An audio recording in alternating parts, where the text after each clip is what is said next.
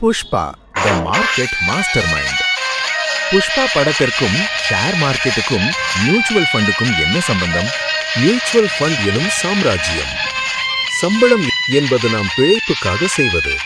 ஆனால் ஒரு சாம்ராஜ்யத்தை உருவாக்க வேண்டும் என்றால் நாம் பங்குகளில் முதலீடு செய்ய வேண்டும்.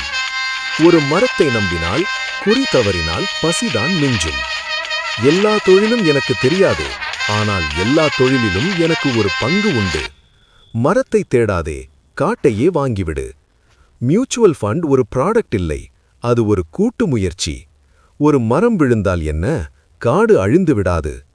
பங்குகளுக்கு தேவை திறமை, ஆனால் மியூச்சுவல் ஃபண்டுகளுக்கு திறமை காட்டிலும் நேரம்தான் தேவை. இது ஈகோ இல்லாத முதலீடு. எனக்கு எல்லாம் தெரியும் என்று சொல்லத் தேவையில்லை. எஸ்ஐபி ஒழுக்கத்தின் உச்சம்.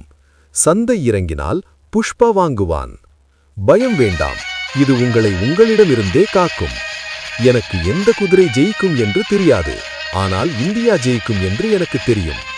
சம்பளம் சத்தம் போடும், ஆனால் கூட்டுவட்டி அமைதியாக சாம்ராஜ்யத்தை உருவாக்கும். இது யாருக்கானது? உண்மையான உரிமையாளர்களுக்கு.